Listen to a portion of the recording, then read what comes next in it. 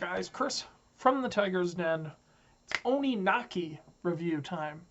Let's get to it. So this is going to be a little bit of a relaxed format from me for this review. As much as I love dancing around for you guys on camera, I'm a little bit worn out from 2D Con in Minneapolis, Minnesota this last weekend. I'm taking the time to record my thoughts after digesting my feelings on this indie game. Now, I want you to go into it with that kind of expectation. This isn't a $60 AAA title being published by Nintendo in hard copy form, okay? This is an indie game that I picked up in the eShop, and I'm just going to preface it by saying my expectations were real low. Now, I know they shouldn't be because this company and dev group has put together some really solid titles in the past that are well worth checking out and well worth buying some goodwill from me, if we're being honest. Going into this game, though, my expectations were pretty low because there's so many big, good games coming out on the Switch, and I say good, obviously I haven't played them, but my expectation for them is sky high, okay? And this is also coming off of a few really great Switch titles, like Fire Emblem Three Houses. Check out our review on the channel for that, or Ultimate Alliance 3. Okay, so Oninaki has a really unique art style. It's not the prettiest game. It's not the prettiest game. Even on the Nintendo Switch, it's not the prettiest game. And if I remember correctly, I believe this game is available on the PlayStation and PC. Anyway, but I think like the thing I have to address is the freaking storytelling here. So I know it seems like I beat up on him a lot, but I watch a lot of DREAMCAST guys' stuff. And while I think, again, he is one of the hardest working people in the industry, I disagree with him a lot on games. This is someone who advocates like Grand Theft Auto and stuff, which I just find to be like, abhorrent games. They're just terrible for me. Okay, this game for me was not as bad as he made it out to be, though he made it out to be worse than his final score reveal.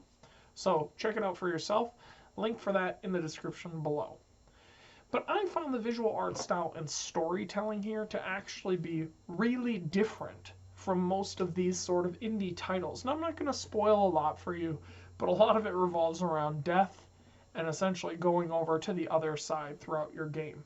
And I have to be honest with you, it's not out there when you think about who the developers are, but it's out there when compared to a lot of other indie games in this price range, or that you would kind of expect category-wise this to fall in. Another thing that really surprised me about the game was actually the advancement system. So Oninaki does not have a fully unique enhancement system or advancement system for your character and your companions throughout the game. But what I found interesting about this was how much I fell in love with sort of the branching graphic design and how it was laid out. I just got done playing Fire Emblem Three Houses, playing through every single story in that, and by the end of it, the menus for the game feel like a real slog. And definitely advancing in this game skill-wise, the menus do not feel the same. They're a visual treat in comparison. So I really enjoyed that about the game, and I love that the devs put the time in to make me not hate those screens, because in a lot of games I really do. Another thing I'll say in regards to the story is that while it seems macabre, the thing I'm going to compare it to the most is oddly the animated movie Coco, which I know everyone is going to be like, oh, they're totally different. They are totally different, obviously.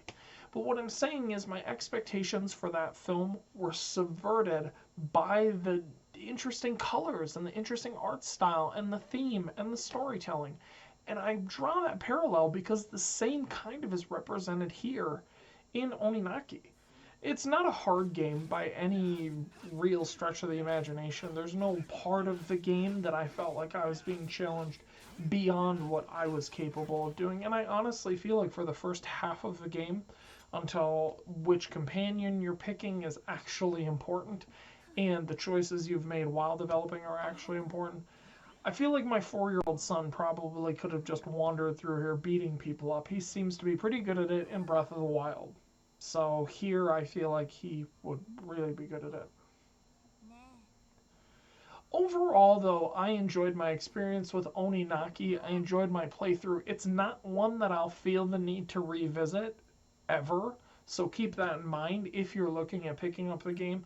But one thing I will say is I do love this dev team. I do love these choices that they made for developing this game. And no, this game's not going to be for everyone. Some issues do come up with the translations, and the English is not all there all the time, but you can infer what's meant in the writing and what's meant in the scene and the story that they're trying to tell. And so I think if you're looking for a really solid indie game on your Nintendo Switch, or you're looking for something on your, again, I believe it's PlayStation or PC, I would actually encourage you to download, I believe there's a free demo for the game. I would encourage you to download that demo, give the game a chance, and thank you guys so much for watching my thoughts on this little indie title, Oninaki.